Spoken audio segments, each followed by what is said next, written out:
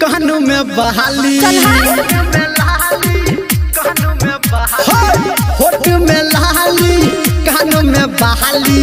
सुन के छौरी झुमका बहाली हमरा कौन दिखाऊ रे ऐसे आओ रे बिसे बजाओ रे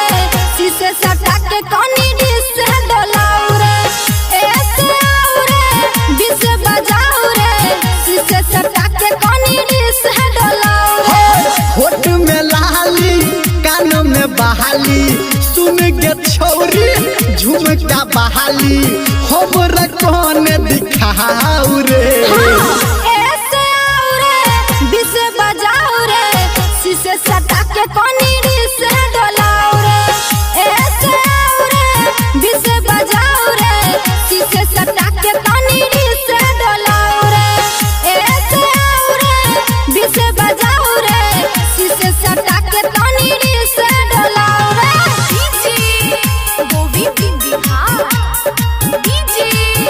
गोविंद बिहार सटा के कोनी डिस डोलाओ रे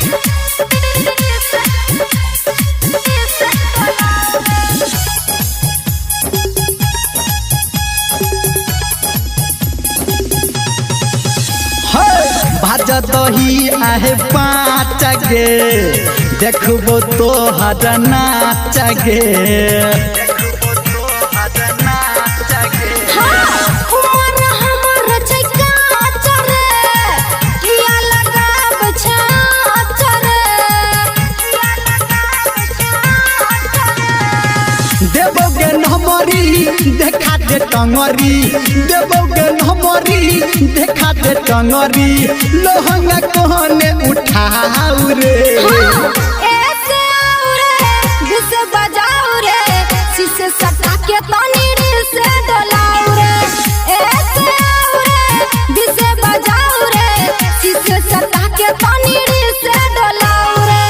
ऐसे आओ रे बिसे बजाओ रे शीशे सटा के तनी से डोलाओ रे।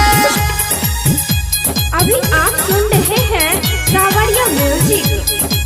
शीशे सटा के तनी से डोलाओ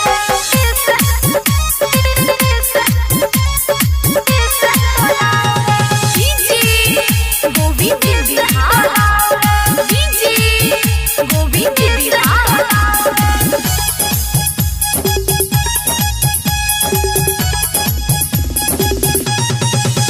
हाँ देख में छी छौरी ही डरा गे करबो चालू जरने डरा गे देखले हमरा थिएटर रे